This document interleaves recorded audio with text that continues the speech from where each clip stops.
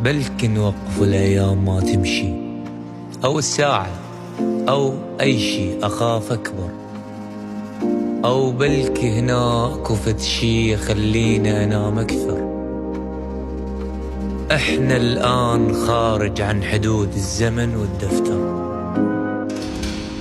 إذا الأشجار ما عاجبها طير يبات فوقاها شلون تبلغم تريده، وإذا كل وردة رفعت شكوى للقاضي على القاطعها دون الفايدة، كم إنسان لازم تنقطع ايده، وإذا القاضي طلع منهم من شجرة في الناس إلى كرسي بهدوء قاعد مجانين.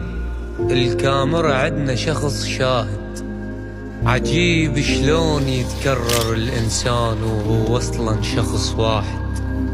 بس المشكلة